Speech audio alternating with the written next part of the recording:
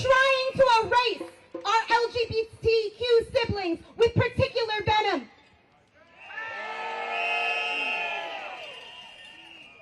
Trampling democratic rights, violating international law, assaulting and threatening politicians and judges, paving the way for boundless terror against the people, accelerating climate collapse, cutting science and medicine, costing millions of lives, depleting humanity's store of knowledge, destroying truth, drowning out reason, subjugating the arts to fascist cruelty and conformity, targeting everything that is decent, moral, and good, all at the whim of a debased lunatic tyrant.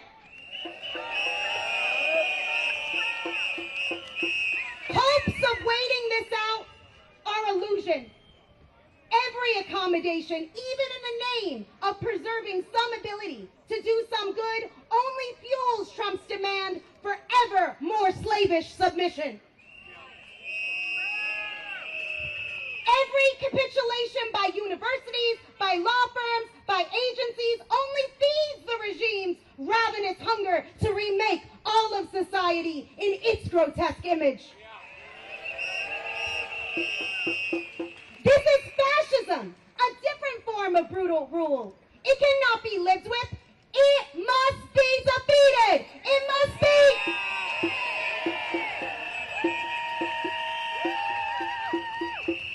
The elections are way too late. Besides, no honest person can expect the tyrant who instigated and then pardoned the January 6th insurrectionists to respect any election he loses.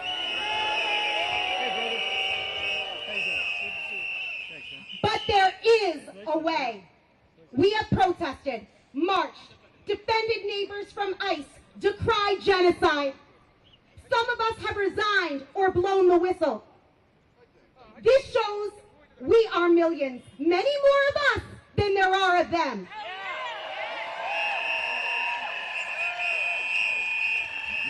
Now we must take this higher. We must direct all of this and more towards the only thing that truly measures up to the existential threat humanity faces.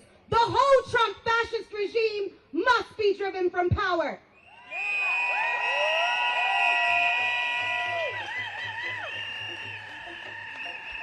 This can be done by refusing to surrender the future and our humanity to a vengeful fascist maniac.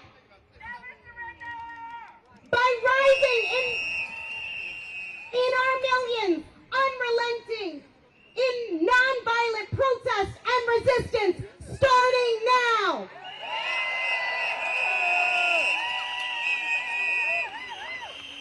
By defying and refusing to comply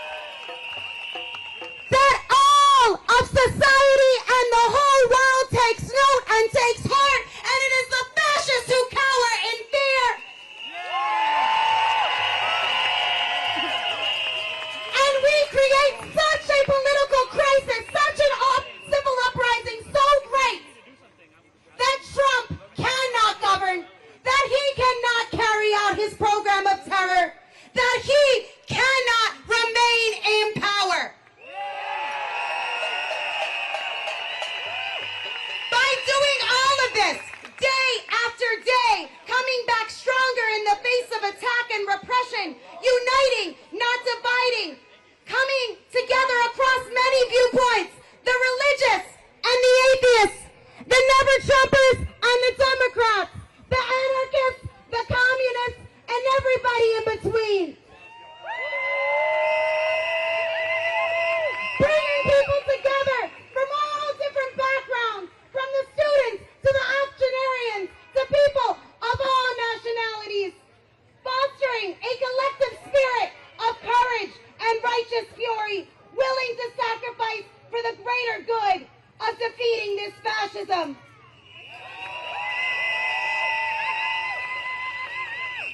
This starts with us. This starts today. This starts with you. So there are, at that table or coming around, there are flyers with this call. You gotta come and get stacks of it. And you gotta take it to your place of worship.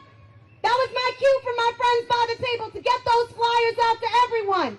We gotta fill our backpacks. We gotta go and bring them to our place of worship, our neighborhood, our schools. We gotta sign up at refusefascism.org so we know what's happening.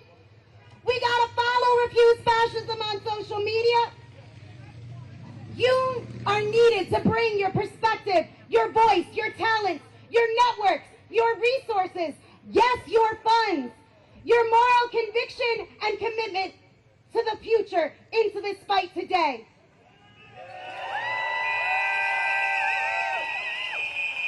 If we're able to do this, if we're able to drive this regime out, it will be because you helped make that happen. History is in our hands. We have watched as institution after institution has lined up to capitulate like dominoes. But we can, and that can be part of a national strike. I will take a lot of strikes and walkouts and all sorts of things to make it happen. But part of that is instead of people and institutions capitulating like dominoes, we create a domino effect of our own. Where we force the regime to fall. Where institution after institution says enough. Where we inspire more courage and more refusal. Where schools, hospitals, government agencies, national parks, scientific research centers, every sector doesn't cooperate, doesn't comply, and connects this with the demand that the Trump fascist regime must go.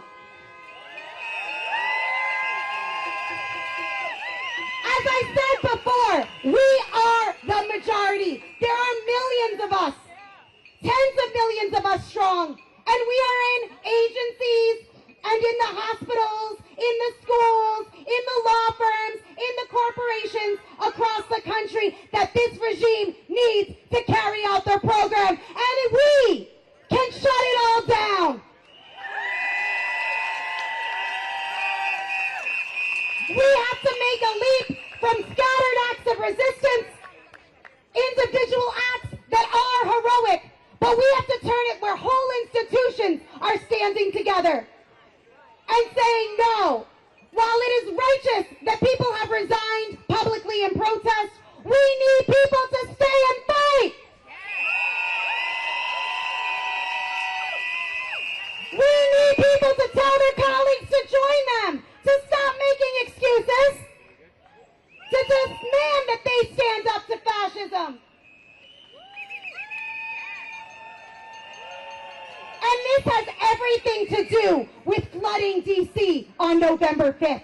Because this is the resistance that needs to start now. Where capitulation has gone on, we must demand reversal.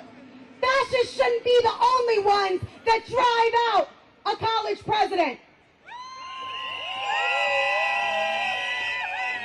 If Columbia doesn't reverse, faculty and students should drive their president, Shipman, out of power. Where they haven't yet capitulated, we gotta demand that administrators don't bow down. doing right now to Harvard's administration. It's time to make clear that if they fold, they will face the demand for their removal from the people.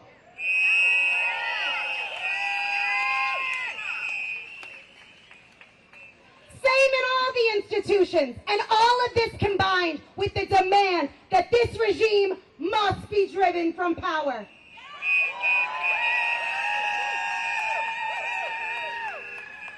So who can remind me, when are we flooding D.C.? Every day, and then in our millions. We're starting November 5th. So we got to get our plane tickets, our train tickets. We got to organize buses now. We got to make our carpool plans, because from that day forward, it's on. We don't stop until the Trump regime is removed.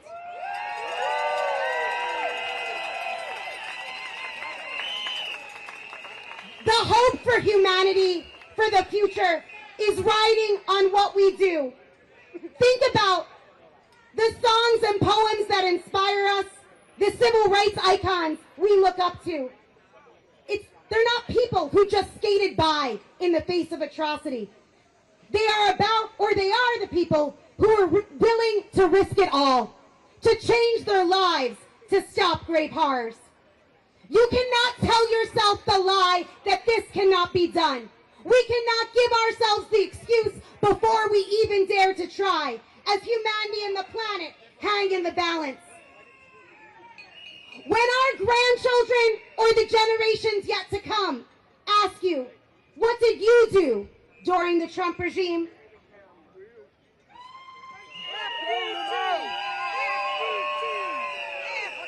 When they ask you, Gramps, Grandma, what did you do when masked men rounded up your neighbors and sent them to concentration camps? When they kidnapped asylum seekers and dropped them into war zones they had no connection to, they didn't speak the language, where they were sent to be tortured or killed? What did you do when dissidents were jailed, journalists silenced, books banned, history rewritten? What will you say? I hated it. I posted a TikTok. I cried. I seethed in private, believing it was intolerable, but doing nothing? Fuck no. We must be able to say,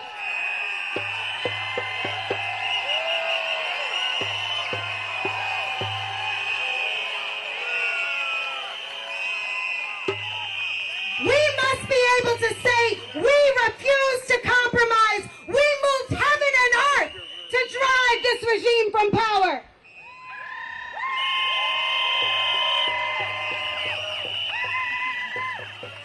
And I'll end with this. History is full of examples where people who had right on their side fought against tremendous odds and were victorious. It is also full of examples of people passively hoping to wait it out, only to get swallowed up by a horror beyond what they ever imagined. The future is unwritten. Which one we get is up to us. It's up! We're gonna make this pledge together to make it real. We're gonna spread this everywhere. In the name of humanity. In the name of humanity. We refuse to accept. We refuse to accept a fascist America. The Trump fascist regime must go now. Trump must go now. Trump must go now. Trump must go now. All right.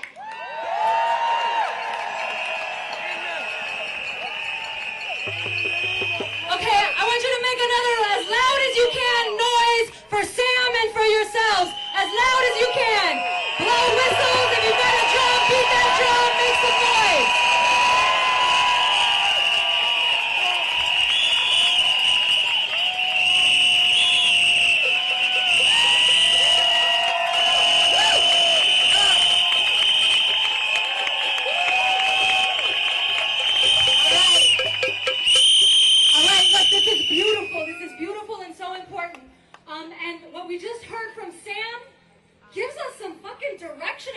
to do. Look, people have been up against. How the fuck do we stop this? And we've just heard something that opens up a pathway for how we break on through. So give it up again for Sam Goldman.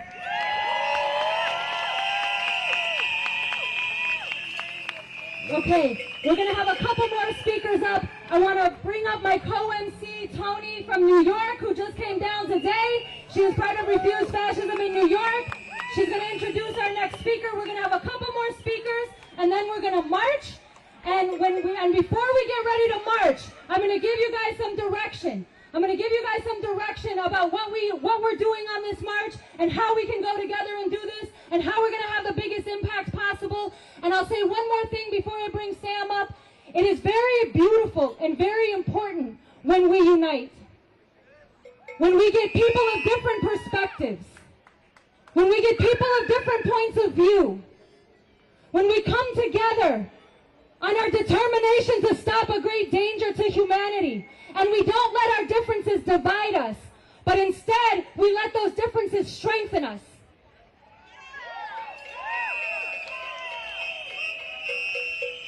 And that is why it's so important we're here together today, and the diversity of speakers we have that we're sharing with you today.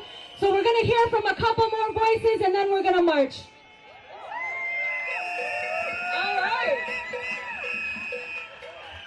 Thank you. Thank you for accommodating the short people. First of all, before I introduce the next speaker, I just want to say again, thank you so much to all of you who came out today. I hope you're all really proud of yourselves, honestly.